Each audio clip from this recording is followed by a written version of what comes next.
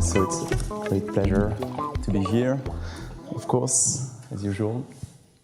And yeah, so thanks to the organizers for the invitation. So the talk is meant to be some sort of survey of some developments around the YTD conjecture. Is it? Yeah. So first of all, the more pluripotential aspects of the story that have to do with the variational approach. And then hopefully, I hope to say at least a few words on the non-Archimedean aspects, which mean that you try to encode this variational problem into a more algebraic situation or data.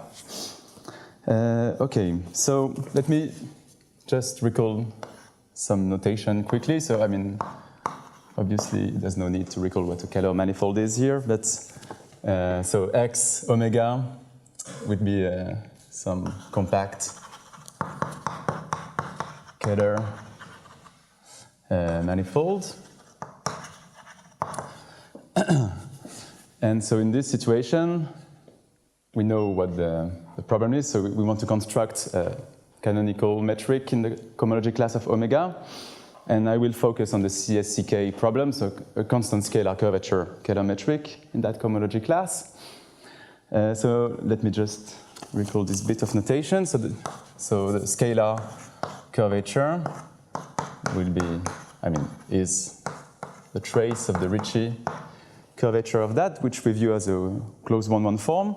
And the mean value, so if there is a constant scalar curvature metric, we know the value of this constant because it's going to be the mean value of S of omega, which is the topological invariant. So from this formula here, which you can also write this way, you see that S of omega times the volume form is just a product of closed forms. So you get this S bar, which would be the mean value of S. So V is the volume of omega, and n is the complex dimension, sorry. So you would get this simple cup product description of S bar. So this is just some topological quantity which is given to you. And then, so as we all know, so first of all, the space of Kähler metrics in the class of omega is parameterized by this space script H of Kähler potentials. So again, this is mostly to fixed notation. So omega phi, if phi is a smooth function on X, omega phi is the corresponding one-one form. So omega plus DDC phi, where DDC could be I dd bar, or you can put an I or 2 or whatever constant you love. I mean, it doesn't matter very much, but sometimes you just want to make sure that the cohomology class lives in the actual integral Chern class, and then it can matter. Okay, so this is the space of Kähler potentials. And so we are looking for phi such that omega phi has constant scalar curvature, which means that S of omega phi should be equal to S bar. And then, so the great discovery of Mabuchi is that this equation, so S of omega phi equal to S bar, is the Euler-Lagrange equation. So this is a PDE, but it's an Euler-Lagrange equation of a functional. So the K energy, which I will not denote by K, but by M. Guess why? And right, so it means that this is the antiderivative somehow of some one form on H. So precisely what you have is that if phi t is a path, smooth path in H, you want that the derivative of m evaluated on phi t satisfies the following relation. So you have the time derivative phi t dot times s bar minus s of omega phi, and well, omega phi to the n. And again, maybe you just want to normalize the volume, it doesn't matter very much. I'm sorry? And phi is phi t, so there is even more, and this is, yeah. Thank you.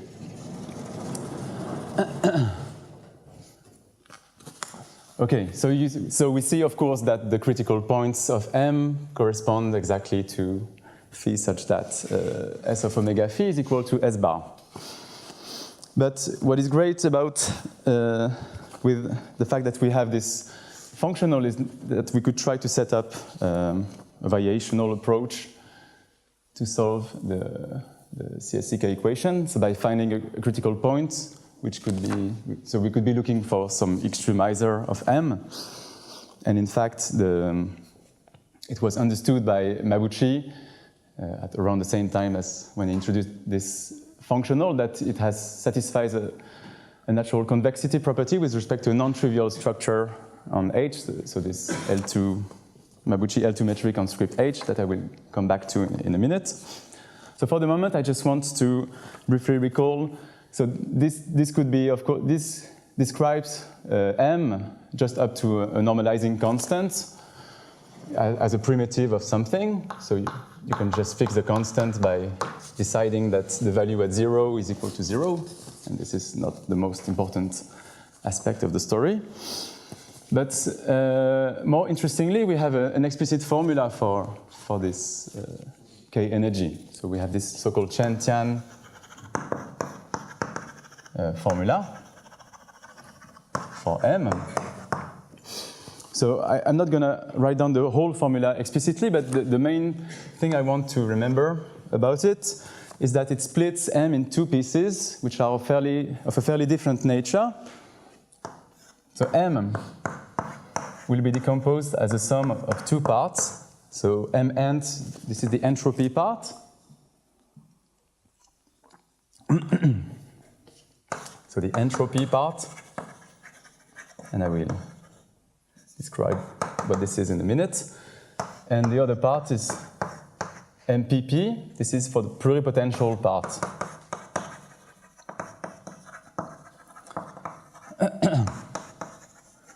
So what I mean is basically that this is described in terms of Monge-Ampère operators or Bedford-Taylor sort of products. I mean, it's something that would be very well adapted to a pluripotential approach in terms of Bedford-Taylor products of currents and so on. And this part is quite different, and it involves the entropy of the Monge-Ampère measure. So this entropy part, it's indeed the relative entropy of the measure of the Monge-Ampère measure, which is just the volume form, Monge-Ampère measure, omega, so maybe I can write it like this. So Monge-Ampère of phi, it's basically the volume form that you normalize to mass 1, so it's omega phi to the n, so omega plus IDD bar phi, if you want, to the n. So this is really the Monge-Ampère operator. You just normalize to mass 1 if you want.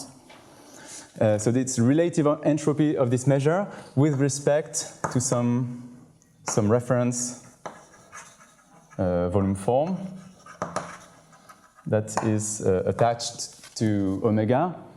And so it could you could take just Monge-Ampère of 0, so the volume form determined by omega, or twist it by the Ricci potential if you want. But it doesn't really matter so much, so it's some fixed data attached to omega. And so relative entropy means the following formula. It means that you are integrating the logarithm of the density of this Monge-Ampère measure of phi with respect to omega, and that you integrate against the Monge-Ampère measure. So it's something that makes sense for any measure. So if you want, you can write to see why it's called entropy. just write it like this, where F is the density. F is the density of this Monge-Ampère measure with respect to mu naught. So it's something that makes sense for any probability measure. So okay, it's better to normalize all that to mass 1, so you are just dealing with probability measures. So this is the general formula for the relative entropy of a probability measure mu with density F with respect to some mu naught. Okay, so that's the entropy part. Here we go. Can we do two at the same time? No.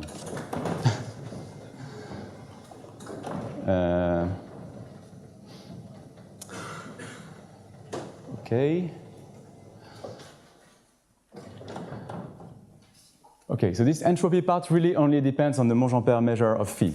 Somehow you import it at the level of potentials using the Monge-Ampère operator. You put it back. And the pluripotential part, evaluated on phi, it's a linear combination of terms of the form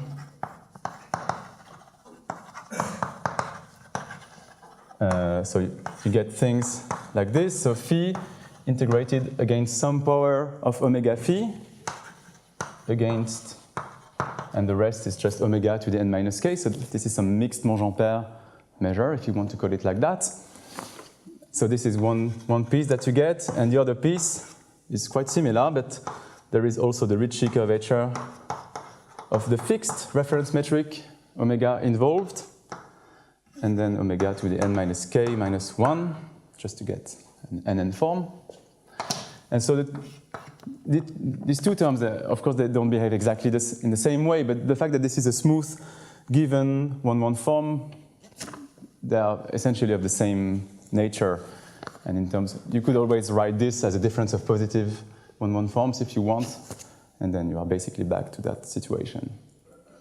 And so this is why, so I want to call that the pluripotential part, because this is really exactly the sort of quantities that are amenable in the setting of Bedford-Taylor products of currents. So it's easy to extend these things to more general omega PSH functions. And in fact, it's also true for the entropy part once you just think of it as the relative entropy of the Monge-Ampère measure, because the relative entropy is defined for any old probability measure, really. But of course, it could be infinite in that case. Okay, so we are dealing with this M, and we want to set up, so setting up a variational approach. So meaning that we have this functional M on script H, and we would like to find a critical point by extremizing this M. And as I said, somehow sort of guess that we should in fact minimize it because of some convexity property. So to explain this convexity,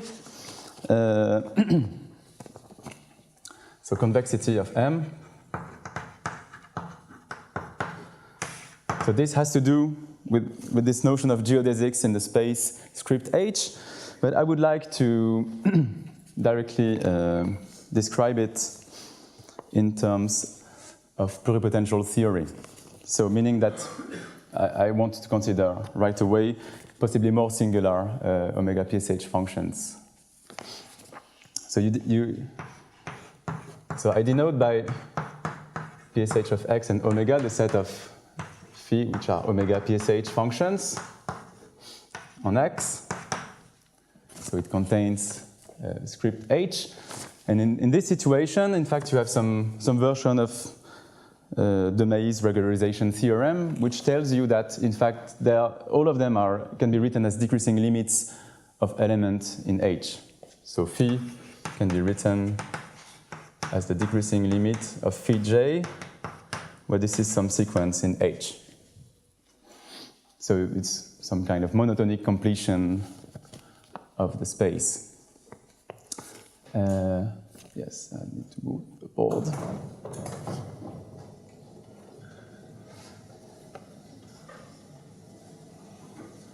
Okay, so maybe just here. Yes.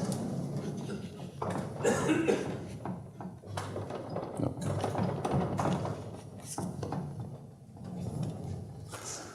Okay, so inside of this space of omega PSH functions, we want to define certain path, which we will call weak geodesic path. So the reason for the name, this terminology comes from Mabuchi metric on script H and the study of geodesics and Chen's work on the corresponding Monge-Ampère equation. But to some extent, we don't really need all of that. I mean, a posteriori, we can just take the following definition for granted. So, so you consider some interval, some open interval, and you look at a certain path of elements in the space of omega PSH functions. So the key, one simple but very important point is that you can rewrite this as a function on the product of x with some annulus or a punctured disk or something of that kind. So this is in one-to-one correspondence with functions, a function on x cross di. I will explain the notation. So maybe it could be singular, some function. So it's some S1 invariant function on the product with something that I write like this, di. So what's happening here? So di is the set of complex numbers such that the so maybe I use tau actually, who cares? And yes, and this is meant to be an element in I. So if I is just a bounded interval AB, then this is basically an annulus. But if I is a ray, then you would get a punctured disk. And this function phi I is defined by requiring that the value at x tau is just phi, that other phi, evaluated like this. So of course, I mean, there's no a priori reason to put this log here. You could just do it in the exponential or whatever, but this is just, this will turn out to be compatible with the test configurations point of view. So the singularities, I mean, what's happening at infinity if you are dealing with a ray is happening near the origin in x cross d, so in the central fiber over 0 in the disk, in this convention. And so, well, of course, there is this one-to-one correspondence between the two things. But so, then you will say that the path, phi t is subgeodesic. So this terminology is probably due in this situation to Bou-Berndtson. If the corresponding function, S1 invariant function, is omega PSH on the product. So I mean, of course, PSH with respect to the pullback of omega, so it would be P1 star plus of omega plus DDC phi is positive, and this is the first projection on x, so you pull back omega. So it's some sort of convexity property for a path in this space of omega PSH functions.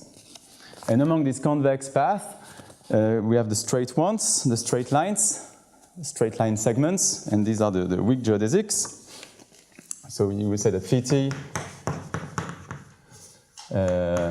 is a weak geodesic if it's subgeodesic and maximal for this property. So what I mean precisely is that if you fix some bounded interval now, so i.e., each time you fix a bounded interval in I and you look at what happens there, then the restriction phi t for t in AB is the largest subgeodesic segment with given boundary values, with given values at A and B. So really just like a straight line compared to convex lines below them.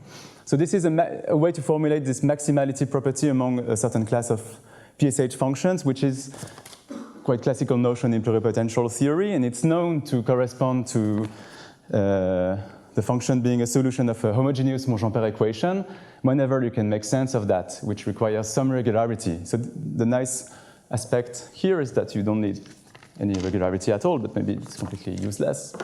At least you can define it easily. Okay, so I want that guy.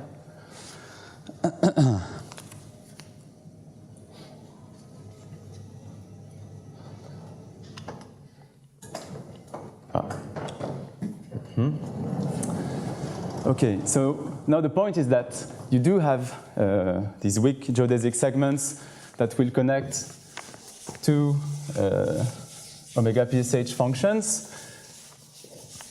So if you fix, if you give yourself, so for any phi A and phi B given omega PSH functions, there exists a unique weak geodesic segment connecting them.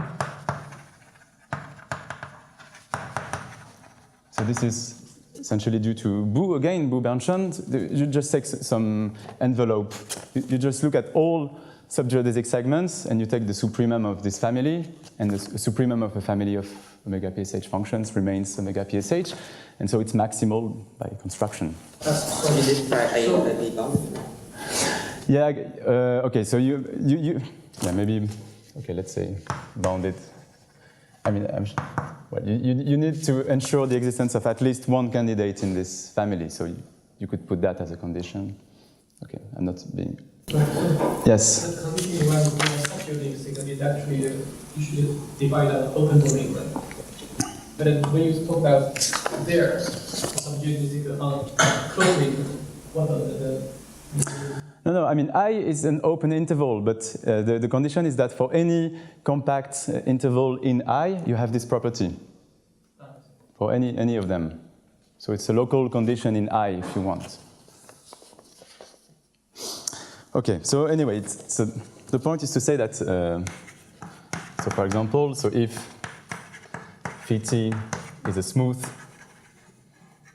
path in script H, then phi t is a weak geodesic in the previous sense, if and only if it satisfies the Monge-Ampère equation that corresponds to the geodesics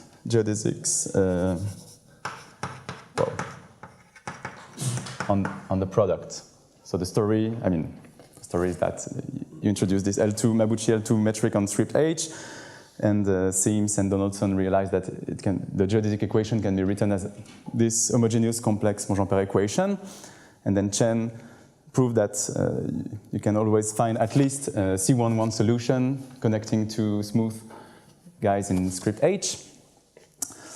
And okay, so it fits with this picture. So in general, you don't have a smooth path, a smooth geodesic segment between 2 points. But if you did, it would exactly correspond to that. But you can make sense of these weak geodesics in a sort of cheap way if you adopt this pluripotential point of view.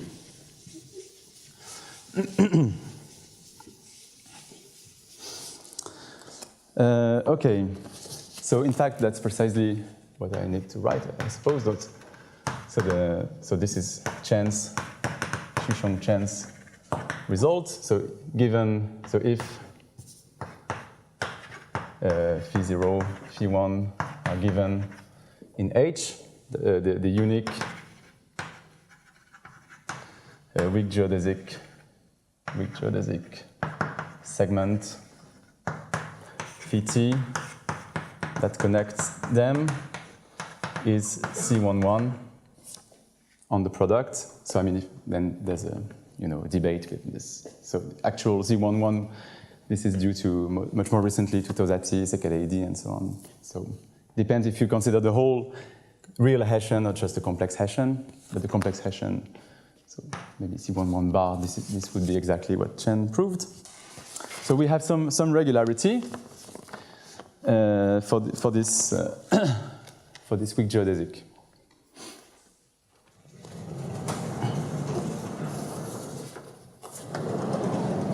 Okay, so now we come back to the Mabuchi K energy.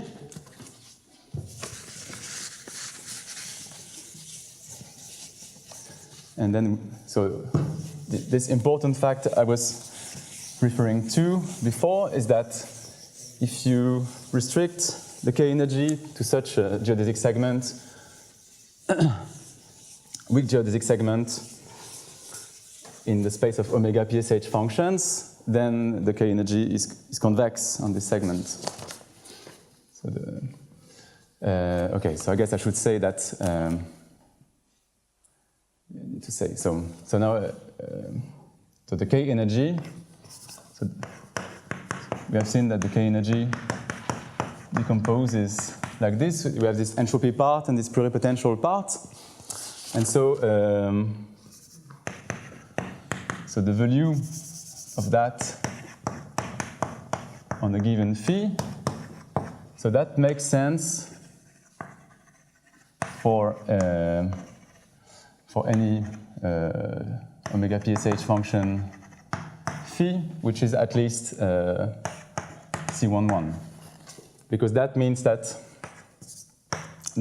omega phi has locally bounded coefficients.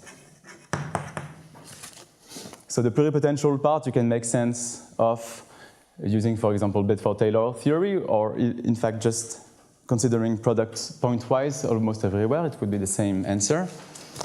And for the entropy part, as I've said before, you just take the Monge-Ampère of phi. In that case, it would be a measure with L infinity density with respect to the reference volume form, and you just evaluate its entropy, the same formula as before. So you integrate f log f, where f is the density of omega phi to the n. So it makes sense, and it gives you a finite quantity in this setting. And the theorem of Berman and Berndson is that so the M is convex along the weak geodesic segment connecting 2 points in script H. So this Chen geodesic, which has C11 regularity by the theorem above, is given to us. We can evaluate M on this path θ, and it's a convex function of t. So this is a key information. So this implies that we are trying we look for minimizers of M in this variational approach. Okay, but so if you want to set up a variational formulation, we are used to the fact that it will not be enough to just do that in this initial space, script H of Kähler potentials. So you need to enlarge the space to pass to some completion, and you also need some form of compactness in this enlarged space in order to use the so-called direct method of the calculus of variations. So you can hope this way to find a minimizer for M, a weak minimizer, and then you need to show that it's actually a smooth smooth function, and therefore a critical point of M in H, so it will solve the problem. So I mean, you first need to pass to this larger completion, and then there is some regularity issue for the minimizer that you will have produced this way. These are two quite different problems.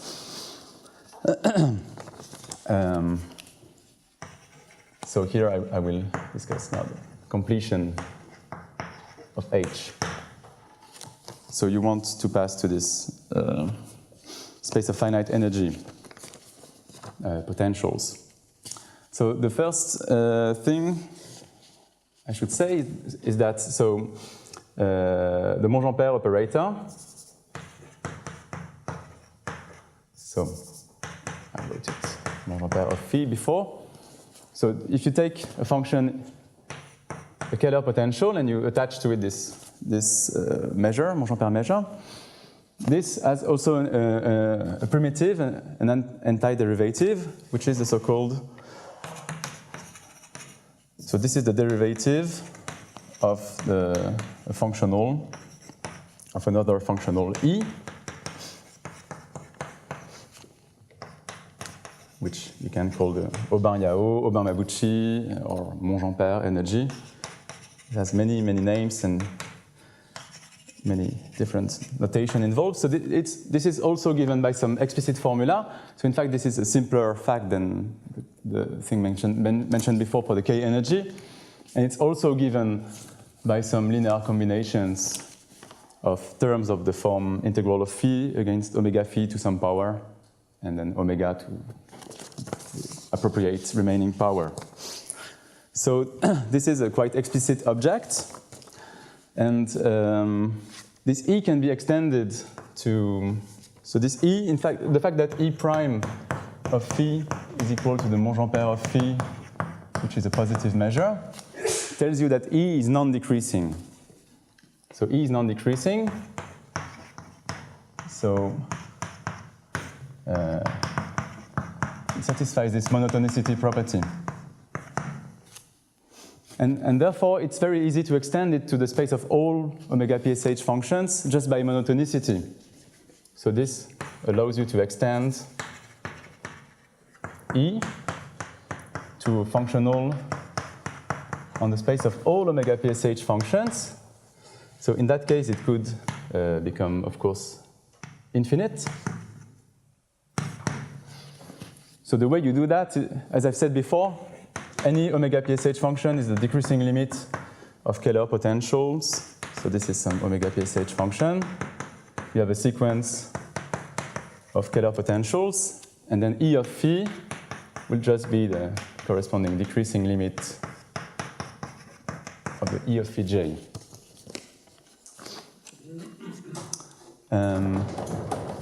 Okay, and then so the domain of this operator, which can be infinite sometimes, so the space of functions on which E is finite, is precisely the space E1 of finite energy potentials, and this will turn out to be the correct completion of script H, in which you can set up this variational approach.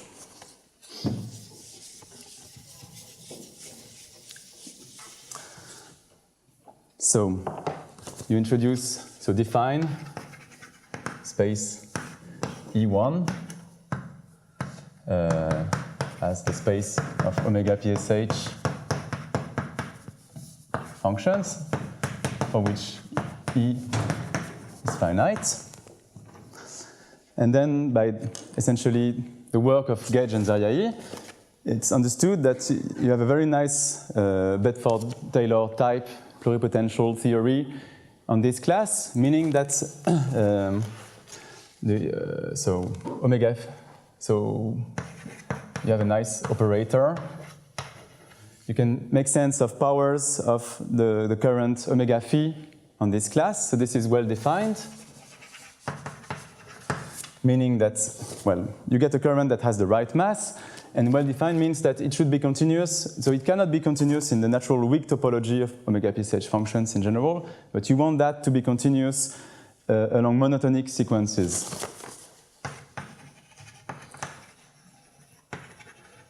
So if you are a bit used to this Bedford-Taylor formalism, you know that one key fact is to show that the Bedford-Taylor notion of the Monge-Ampère measure of a PSH function, locally bounded PSH function, has this key property that it's continuous along decreasing limits. So in particular, it's continuous when you regularize the function from above by smooth functions. And this is exactly what you want, and you cannot really hope to have continuity in a stronger sense for this weak topology of omega PSH functions. But so, in this situation, these objects are well defined. So in particular, the Monge-Ampère measure of phi is well defined as well.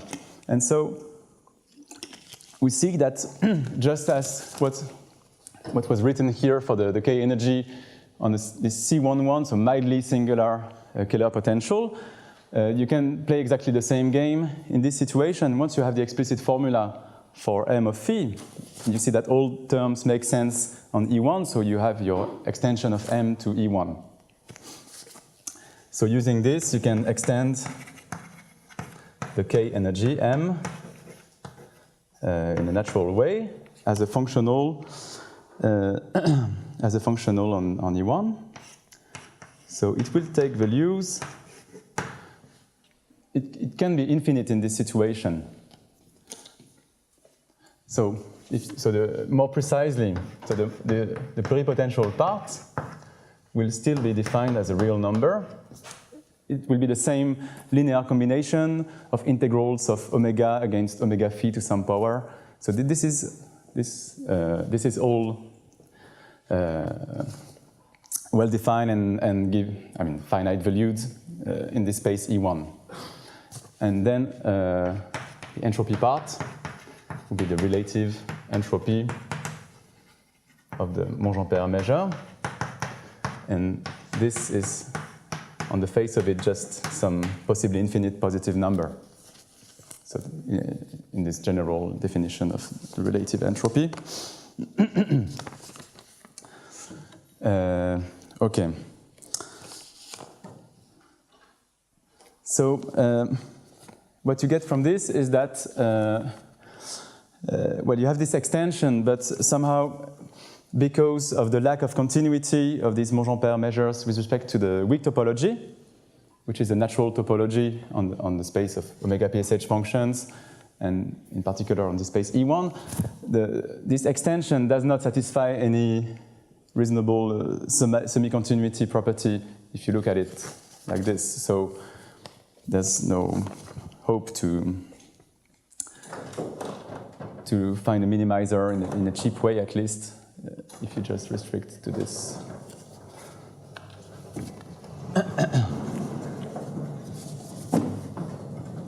If you just use this weak topology on E1.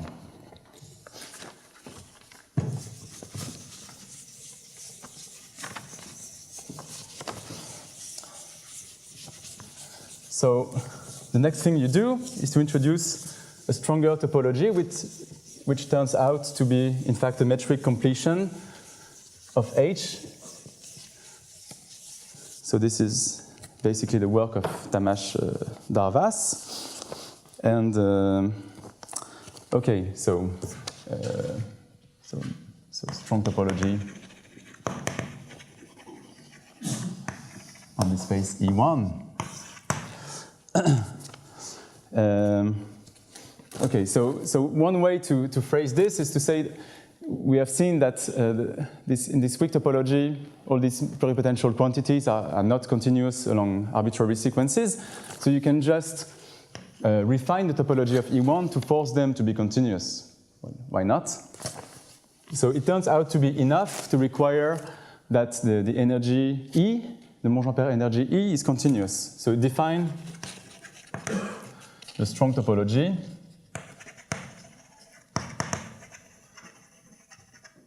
on the space E1 as the coarsest refinement of the weak one,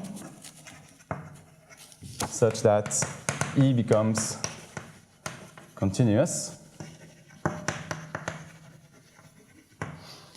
So if you do that, then you can in fact show that all these Monge-Ampère products, so omega phi to the k, then the operator that takes phi to omega phi to the k becomes continuous in the strong topology.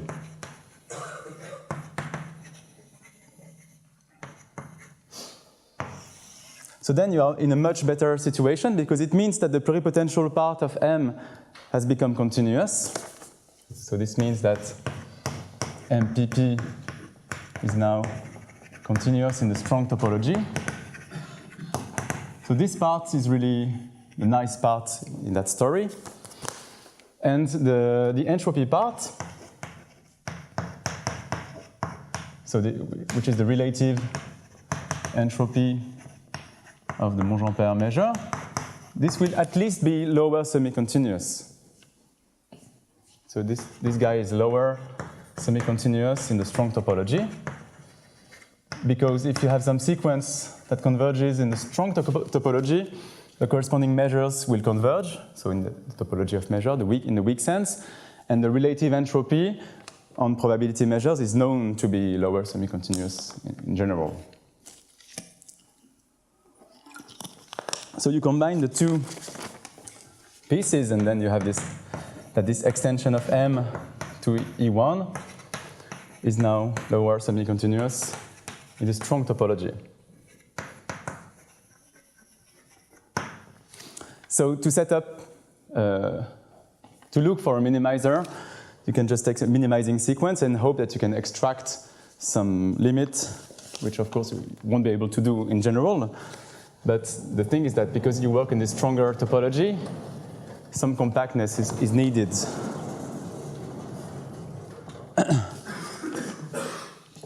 Some compactness is needed.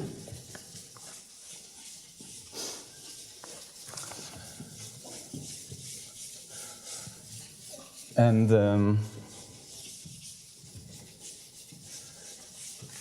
yeah, so in from this perspective, we have the following results that we proved. So this is Berman, me, Essedieu, Gage, and Zariai.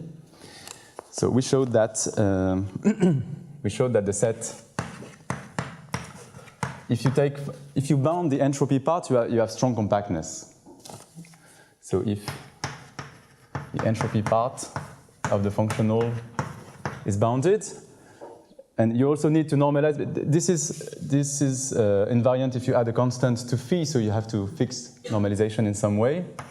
So you can require the soup is 0 or the mean value is 0 if you want. You need to fix the additive constant.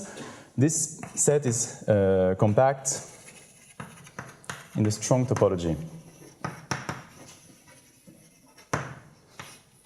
So to get compactness in the weak topology, as the name indicates, it's quite easy, but it's useless because M doesn't have any reasonable semi-continuity properties in this weak topology. So this is really something that you would want to have. Yes?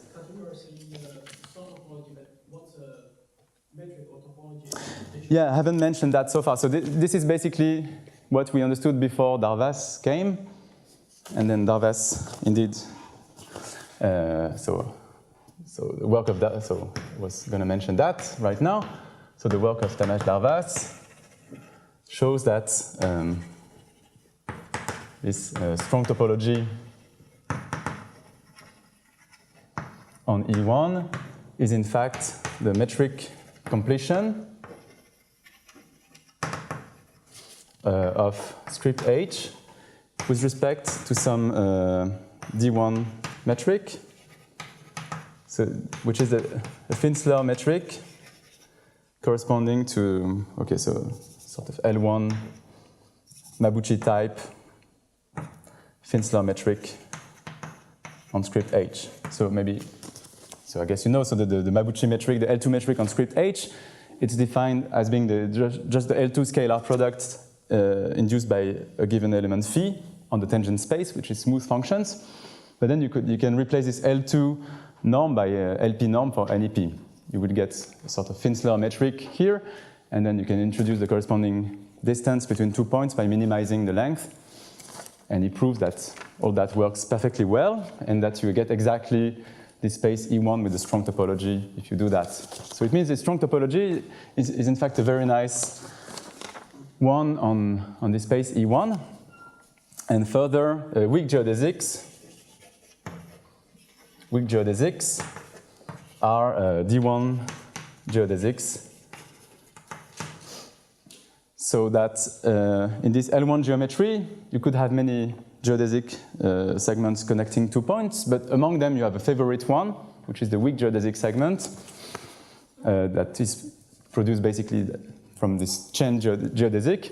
And you know that the Mabuchi extension to E1 is convex along these guys. So you have this nice metric picture of E1 with a strong topology, and you have this form of compactness in the strong topology as well.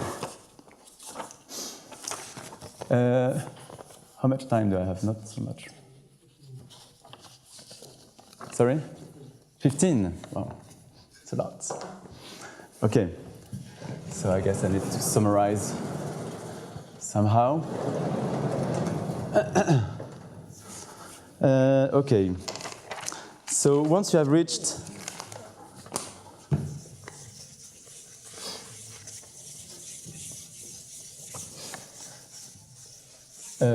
once you have all this information, you consider the question of finding a minimizer for this convex functional, and this will be related to its growth properties on the space E1.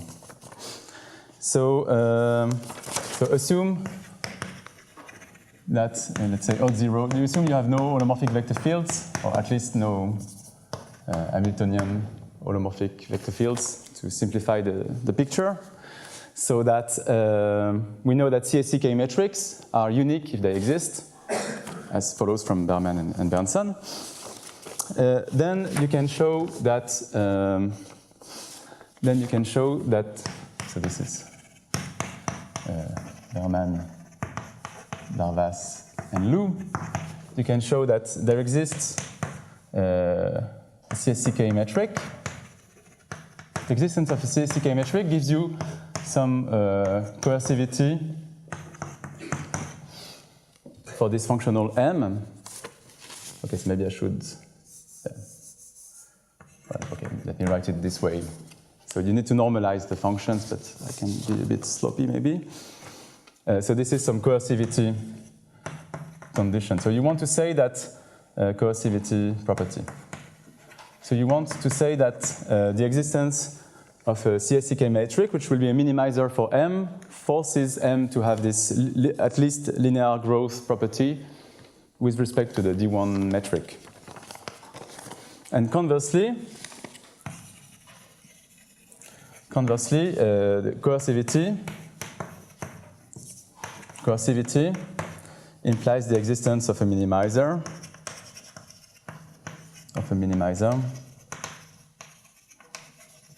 in the space E1, just by this compactness I was telling you about before. So basically, you take a minimizing sequence, and out of this condition, you can show that the pluripotential part of M is bounded. And so you will also get a bound on the entropy part, and then you gain compactness, so you can extract a limit. But then the key question that was remaining in this direction was the regularity of the minimizer, and this is exactly what has been settled very recently by Chen and Cheng. So they showed that any weak minimizer in E1 is in fact smooth. So it was only known in the Kähler-Einstein situation before, by passing to the Ding functional and using the whole Monge-Ampère arsenal. That's so the regularity of this minimizer has been recently established by Chen and Cheng.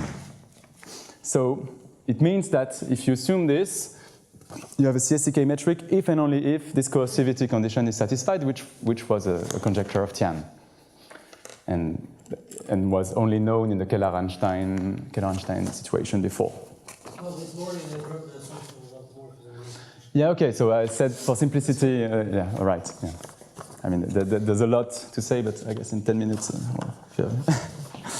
So let me just not. Yeah. I mean, this case is already rather interesting, I suppose. Let's put it that way. Okay. So now the next thing that you want is you want to test this coercivity, so this growth property. And so the general picture, which originates from the Hilbert-Mumford criterion in GIT, is that you would like to only have to test this along certain geodesic rays in the space E1. And if possible, not all of them, but only certain ones that correspond to C-star equivariant degenerations that are related to algebraic geometry. So this theorem here, so this is basically the work of Darvas, Rubinstein, and then so Berman, me again, and Johnson. So the thing we did on YTD in the Kähler-Einstein case tells you the following thing. So the gross discursivity condition for M, so of course I should have said that these are positive constants. So the coercivity condition on M holds if and only if there doesn't exist a geodesic ray, phi t, in the space E1, so a weak geodesic ray, so t goes all the way to plus infinity, along which M is bounded above, and hence decreasing by convexity.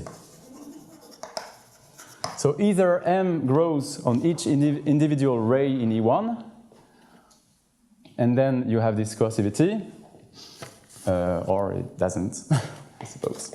So it's enough to test on these rays individually. So this is so it means if you combine with this Chen and Chang results, this is the analytic part of YTD. If you want that, this can be called. So this is basically Donaldson's conjecture that you can test the existence of existence of a CK metric is equivalent to the growth of M along rays, except that you need to allow these quite nasty rays.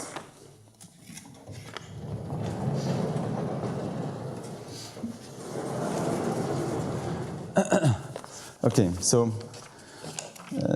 let me just say a few words briefly on this non-Archimedean connection. So it has to do with encoding the growth of M on an array like that in terms of algebro-geometric data, which are basically vanishing orders, but the version for PSH functions, so they are called Lelon numbers.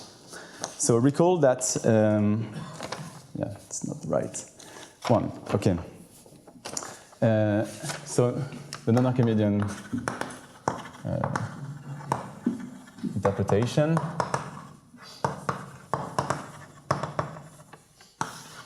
So here is basically what you do. So you pick a subgeodesic ray, phi t, in the space of omega PSH functions.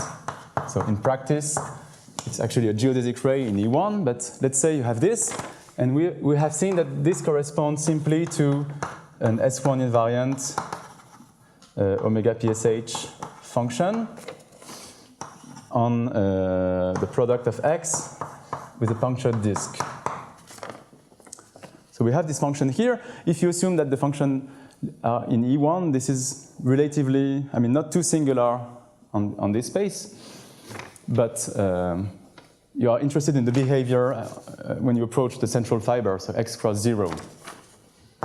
So if you normalize somewhat, so if you can always assume that the sup of these functions is equal to 0, so normalization is not a big deal because the supremum. Okay, so let me just assume that this holds in this story. So I'm focusing on such a ray. So it means that the function I've got here is bounded above by 0. So it's a non-positive PSH function. And then by some very simple Riemann extension for PSH functions, this function extends to an omega PSH function on X cross the disk. So you can make sense of it as a quite singular PSH function on the product.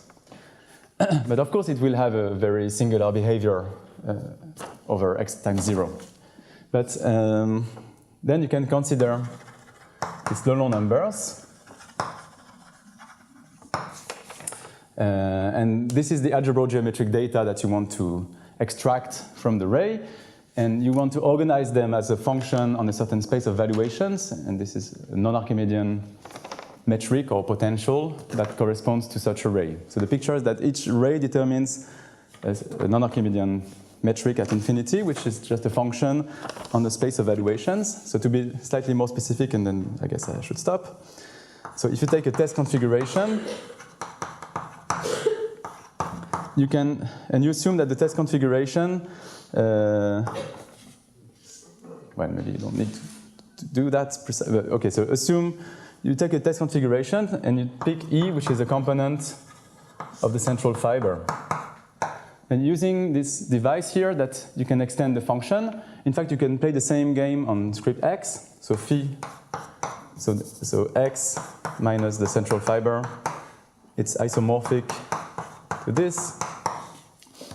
So the function phi that you have, you can view it as a function living on some open subset of this minus the central fiber that you can also extend.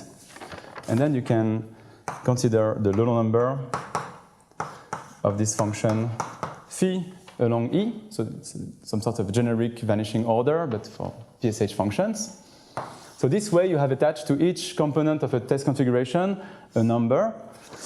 And the thing is that these Laurent numbers can be interpreted as valuations on the function field of X. So E defines a valuation on the function field of X, which you view as sitting in this larger field, which is the function field of the product, which is birationally equivalent to script X. So a vanishing order along E defines a valuation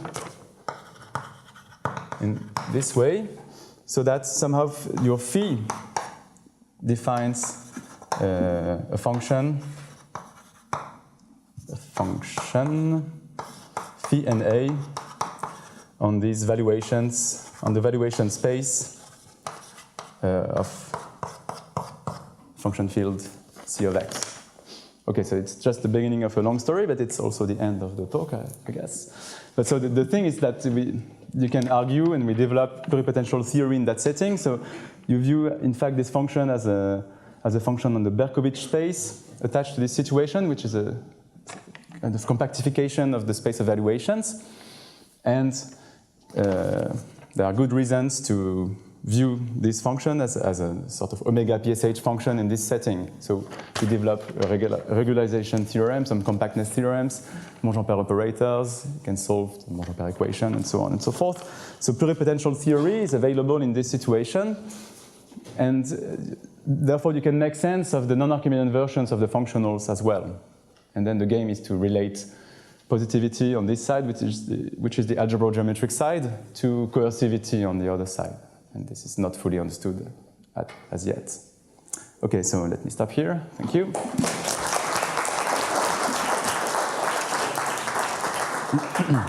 So, if there's any questions or remarks? Yeah, George, please. Or maybe. Just to make sure, this last part, you kind of a bit faster. I think it's Kind of a bit faster.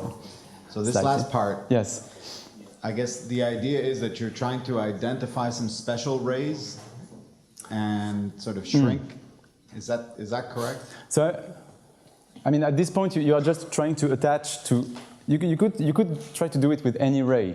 So because in this theorem here, so in this Donaldson conjecture, if you want, you have to deal with any geodesic ray in E1. It could be very singular. So you can as well start with this situation. And then you try to extract from this PSH function, this algebro-geometric part of it, which is encoded by multiplier ideals or Laurent numbers. They are known to be equivalent data, basically. And this can be organized as a function there. So then, if you do that for a nice ray which is attached to a test configuration, the function that you get on the evaluative side is very nice as well.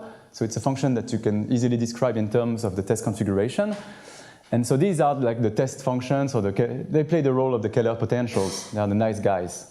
And then you prove that any function like this is a decreasing limit of the nice non-Archimedean Kähler potentials.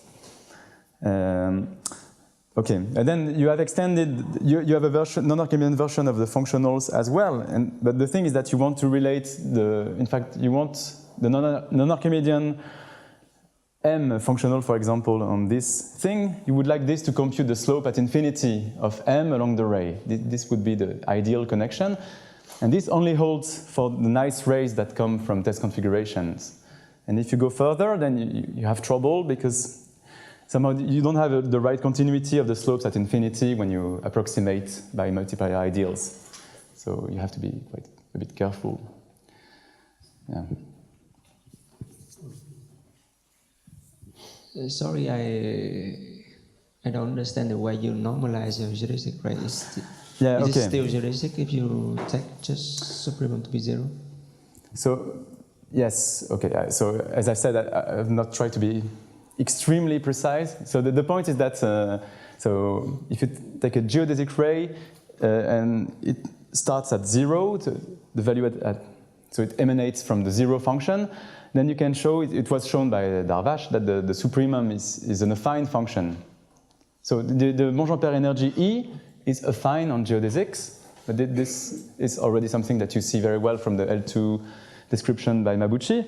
But the supremum is also an affine function. This can sound a bit more surprising because it's a weird function, but in fact, using the description in terms of being a maximal PSH function, it's very easy to see. Yeah, and so because it's affine, you just renormalize, so it's really innocuous to do that. You can always reduce to this situation. Yeah. There's any other questions or remarks?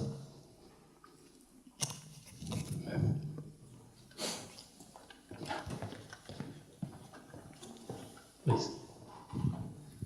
Today we have subgeodesic corresponding to test configuration, but yes. There's a work of von Sturm which associates geodesic to a given test configuration. That's right, yeah.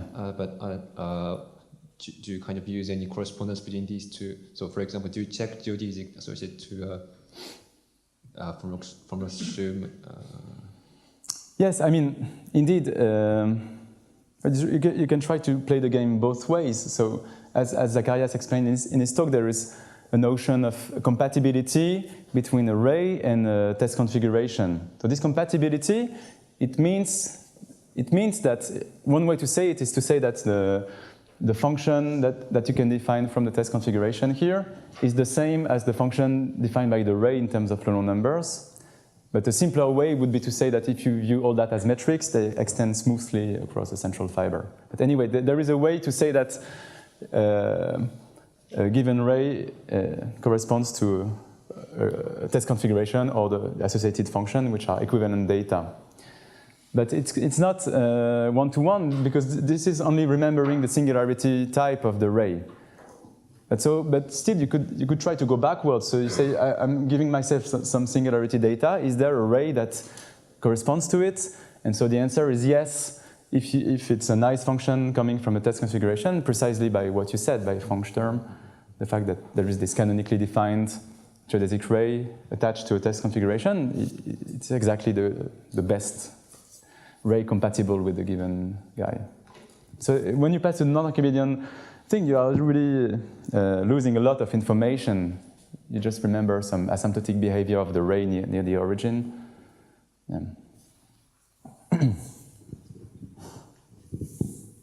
Other questions? Yeah, I have a question. So, in the anti-canonical Fano case, the assumption on the uniform stability is epsilon close to the properness of the K energy. But then how do you expect to link the K stability with uniform stability? I mean, of course, they're equivalent by the solution of the YTD conjecture, Yeah. but a priori they're far from Yeah, being. of course, yeah. But I mean, it's difficult. I mean, at this point, we don't know the answer to that. We just observe that if you put together all known results, it says that in this specific case in the Fano case, K stability implies the uniform version. So again, assuming automorphism, blah blah. But I guess this can be interpreted as saying, because in that case you have the Ding functional, so it could indicate that the Ding functional is much better behaved, and but this is taking place on that part of the story, purely the non-Archimedean part. So it's some kind of Hilbert-Mumford criterion. That if you have some information just on rational directions, but because the function you are looking at, which would be the weight function in GIT, is so nice, then just knowing how it behaves on rational rays gives you some uniform behavior, basically because it's a piecewise affine rational function. So if you know the behavior at rational points on the building, you understand the function completely. And so the question is, how nice is the non-Archimedean K energy functional on the space of non-Archimedean metrics, which you understand as a sort of building at infinity attached to the space of Kähler potentials. But it's very vague. I mean, it doesn't mean you can just interpret this way. But so it seems to indicate that the non-Archimedean Ding functional is much better behaved, and it may or may not be true that K stability is equivalent to the uniform K stability in the general situation. We don't. I guess nobody knows. For instance, is in the case, the log uniform case, for example, there's this recent paper by Li Tian in which they prove YTD in the log Fano case, and there, so the implication K stability implies log uniform stability is quite easy, but then the long bridge to cross in order to get existence is done by this Tian neighbor compactors, which is a huge complicated machinery. So that's why I'm asking on your side. So somehow in both sides you need some extra terrifying machinery, which. So I understand that your idea is to avoid, to somehow. I'm just saying that it's a purely algebraic question, but at this point, no one seems to be able to answer it using only algebraic Okay. techniques. If there are no other questions, let's thank the speaker again.